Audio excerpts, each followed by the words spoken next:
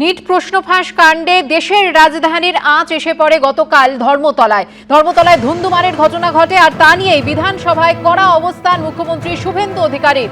তিনি বলেন যে পুলিশকে নির্দেশ দেওয়া ছিল, গণতান্ত্রিক দেশ যে কেউ তার মত প্রকাশ করতে পারে।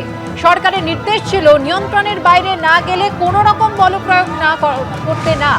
আর কি বলেন তিনি বিধানসভায় দাঁড়িয়ে, দেখুন। মিছিলে পুলিশের যা হিসাব, ক্রাউড ছিল 9000, তার মধ্যে কলকাতা এবং পার্শ্ববর্তী এলাকা থেকে ভোটে হারারা পিছন থেকে খিদিরপুর, মেটিয়াবুরুজ, রাজাবাজার, পার্ক সার্কাস, আকরা ফটক, বেলগাছিয়া, রাজারহাট, নিউ টাউন, বাগুইহাটি এবং ইত্যাদি ইত্যাদি সাপ্লাই করেছেন। পুলিশ পুরোটাই সংযত ছিল, টিভি মিডিয়া সবাই দেখেছে। পরবর্তীকালে যখন ডোরিনা ক্রসিং এ আসে, প্রথমে জুতো এবং বোতল দিয়ে শুরু করে, তারপরে টার্গেট করে সাংবাদিকদের, কারণ অনেক চেষ্টা করার পরেও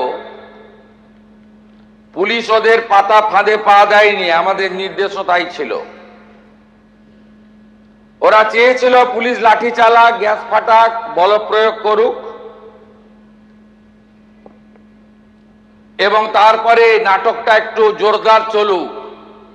সে সুযোগ পুলিশ দেয়নি। আমি কলকাতা পুলিশকে এবং যারা ডিউটি দিচ্ছিলেন তাদেরকে ধন্যবাদ জানাই।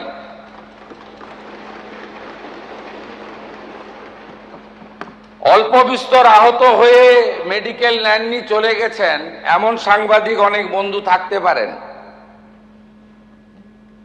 6 জন সাংবাদিক বন্ধু যারা গুরুতর জখম হয়েছেন, রক্তপাত হয়েছে, তারা সরকারি হসপিটালে চিকিৎসা নিয়েছেন। ওর 6 না 7টি মামলা, এন্টালি থানাতেও একটি মামলা হয়েছে। এই মামলাগুলোতে গুন্ডা দমন আইনকে যুক্ত করা হয়েছে এবং প্রায় 70 জনকে চিহ্নিত করা হয়েছে, যাদের একজনও ছাত্র নয়, যারা একজনও সেলফ ডিক্লেয়ার ককরোচ পার্টির মেম্বার নয়,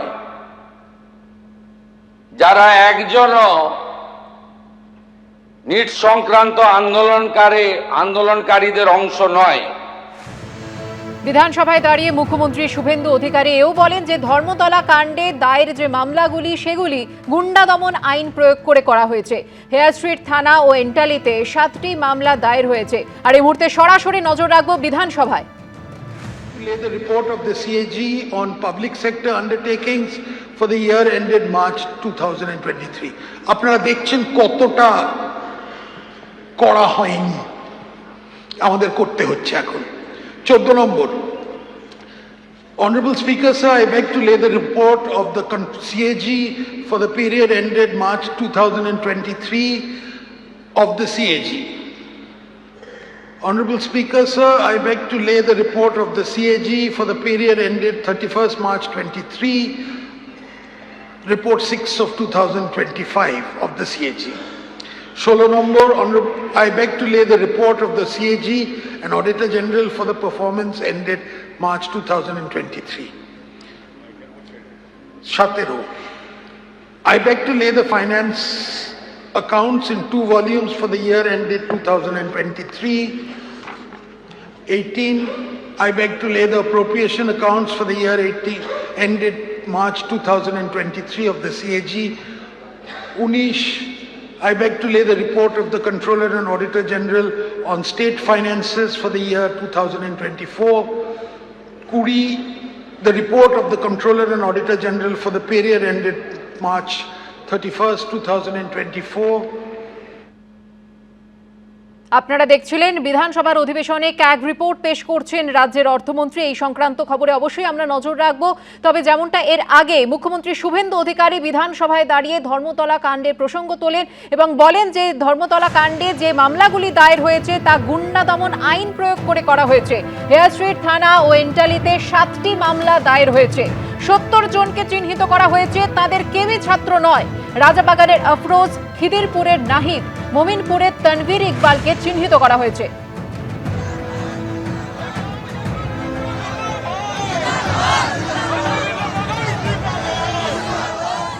চারজন কুখ্যাত লোকের নাম আমি এখানে বলছি, যাদেরকে আমরা ছাড়বো না। আরো বাকিগুলোর নাম তো আমি এখানে বলে সময় নষ্ট করব না। Afroz of Rajabagan, Nahid of Khidirpur, Tanvir and Nizam of Iqbalpur, Rahul Jamal of Wadganj। এই 5টা গুন্ডার নাম আমি এখানে ঘোষণা করলাম। গুন্ডা দমন আইনে এমন ব্যবস্থা নেব যাতে একদিন নয়, এই গুন্ডাদের 3 পুরুষ মনে রাখে। এই জন্যই গুন্ডা দমন আইন এনেছিলাম, এই জন্যই গুন্ডা দমন আইন রাজ্যপাল মহোদয় পাস করেছে। এর প্রয়োজনীয়তাটা কতটা ছিল বাংলার মানুষ দেখেছে। আর এই মুহূর্তে আমরা টেলিফোনে যোগাযোগ করে নিয়েছি আমাদের প্রতিনিধি উজ্জ্বল মুখোপাধ্যায়ের সঙ্গে। উজ্জ্বল, আমরা জানি যে সম্প্রতি রাজ্য জুড়ে গুন্ডা দমন আইন তা লাগু করা হয়েছে, আর গতকাল ধর্মতলায় যে ধুন্ধুমার ঘটনা ঘটে সেখানে গুন্ডা দমন আইনের প্রয়োগ করা হয়েছে, জানালেন মুখ্যমন্ত্রী। একদম তাই। দেখো, মুখ্যমন্ত্রী আজকে বিবৃতি দিয়ে যেটা বলেছেন সেটা অত্যন্ত তাৎপর্যপূর্ণ। তিনি বলেছেন যে গতকালের যে মিছিল, সেই মিছিল যাতে পুলিশ কোনো রকম ভাবে বাধা না দেয়, পুলিশকে সেই নির্দেশ দেওয়া হয়েছিল। পুলিশ কোথাও কোনো গন্ডগোল করেননি, বরঞ্চ পুলিশকে যখন আক্রমণ করা হয়েছে পুলিশ সেটাকে নিরস্ত করার চেষ্টা করেছে এবং তার জন্য তিনি পুলিশকে ধন্যবাদ জানিয়েছেন। একই সঙ্গে তার বক্তব্য যে কিছু চিহ্নিত ব্যক্তি তারা এই মিছিলের ভেতরে ঢুকে তারা গন্ডগোল করার চেষ্টা করেছে, গন্ডগোল করেছে, সাংবাদিকদের গায়ে হাত দিয়েছে। এরকম 70 জনকে ইতিমধ্যেই চিহ্নিত করেছে পুলিশ, যাদের ছবি পাওয়া গেছে, যাদের ভিডিও পাওয়া গেছে। এই 70 জনের বিরুদ্ধে ইতিমধ্যেই 5টা থানায় 6খানা মামলা রুজু হয়েছে এবং তাদেরকে গ্রেপ্তারের নির্দেশ দেওয়া হয়েছে। 5 জনের নাম তিনি ঘোষণা করেছেন এবং তাদের বাড়ি কোথায়, কোথা থেকে তারা এসেছেন তাদের নামও তিনি ঘোষণা করেছেন। এছাড়াও বাকি 70 জন তারা পুলিশের খাতায় ইতিমধ্যেই চিহ্নিত হয়েছে এবং তাদেরকে গ্রেপ্তার করা হবে। শুধু গ্রেপ্তার করা না, এই প্রথম রাজ্যে গুন্ডা দমন আইন, যেটা রাজ্য সরকার নতুন বিল এনে নতুন আইন করলো, সেই আইন প্রয়োগ করা হবে এই 70 জনের ক্ষেত্রে। অর্থাৎ গুন্ডা দমন আইনে কিন্তু স্পষ্ট বলা আছে যে কোনো ধরনের বিচার ছাড়াই 1 বছর পর্যন্ত তাদেরকে কিন্তু জেলে আটক করে রাখা যেতে পারে।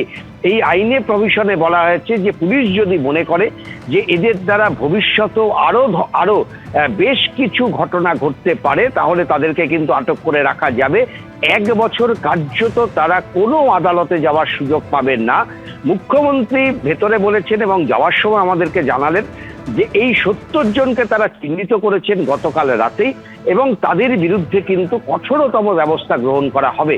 অর্থাৎ মুখ্যমন্ত্রী গতকালের যে মিছিল একেবারে শিয়ালদা থেকে শুরু হয়ে ধর্মতলা পর্যন্ত এবং দরিনা ক্রসিংয়ের সামনে যে গন্ডগোল, তার সমস্ত ভিডিও ফুটেজ তিনি আধিকারিকদের নির্দেশ দিয়েছিলেন দেখার জন্য এবং কারা কারা এই গন্ডগোলের সঙ্গে যুক্ত ছিল তাদেরকে চিহ্নিত করার জন্য সেই ভিডিও ফুটেজগুলোকে আলাদা করা হয়েছে এবং যাদেরকে পাওয়া গেছে এরকম 70টা নাম, তাদেরকে চিহ্নিত করে তাদের বিরুদ্ধে কঠোরতম ব্যবস্থা নেওয়া হবে। মুখ্যমন্ত্রী কিন্তু জানিয়ে দিলেন 6টি মামলা ইতিমধ্যেই রুজু হয়েছে এবং এই প্রথম রাজ্যে গুন্ডা দমন যে বিল, সেই ধারা এখানে প্রয়োগ করা হচ্ছে।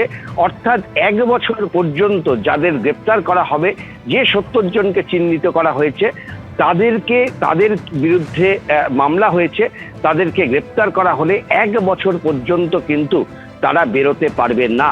মুখ্যমন্ত্রীর বিবৃতি শেষ হওয়ার পর আমরা দেখলাম সিপিআইএম এর বিধায়ক তিনি কিছু বলতে চাইছিলেন, কিন্তু মুখ্যমন্ত্রী বলেন যে এসএফআই এই মিছিলটা আপনারা বলবেন যে এসএফআই মিছিলে ছিল না বা এসএফআই এর দায়িত্ব না। মুখ্যমন্ত্রীর বক্তব্য হচ্ছে ককরোচ পার্টির সদস্যরা তাদেরকে জানিয়েছেন যে তাদের কেউ এই গন্ডগোলের সঙ্গে যুক্ত ছিল না। ধন্যবাদ উজ্জ্বল। অন্যদিকে নিট প্রশ্ন ফাঁস কাণ্ডে দিল্লিতে যে আন্দোলন বিক্ষোভ কর্মসূচি তা নিয়ে দিল্লি পুলিশের তরফ থেকে বিবৃতি দিয়ে জানানো হয়েছে অপরাধের রেকর্ড আছে, যন্তর মন্তরে আসা কমপক্ষে 2000-এরও বেশি ব্যক্তি তাদেরকে শনাক্ত করা হয়েছে।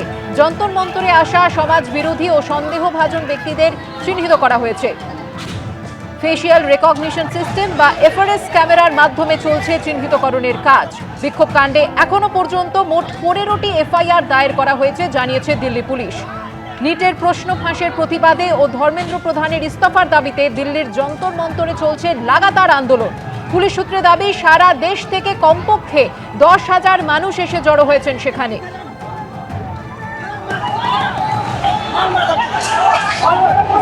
রাজধানীর প্রাণকেন্দ্রে পরিস্থিতি নিয়ন্ত্রণে সেখানে প্রায় 3000 পুলিশ কর্মী মোতায়েন করা হয়েছে।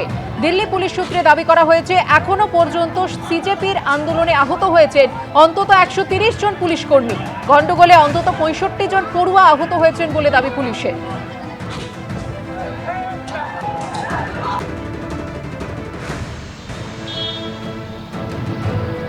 যন্তর মন্তরে আসা সমাজ বিরোধী এবং সন্দেহভাজন ব্যক্তিদের চিহ্নিত ইতিমধ্যেই করা হচ্ছে, এমনটাই দিল্লি পুলিশের তরফ থেকে জানানো হয়েছে।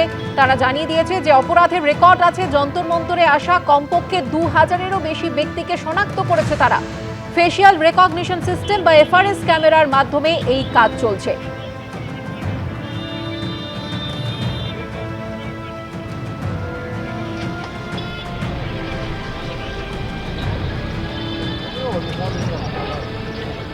এবিপি আনন্দ এগিয়ে থাকে, এগিয়ে রাখে।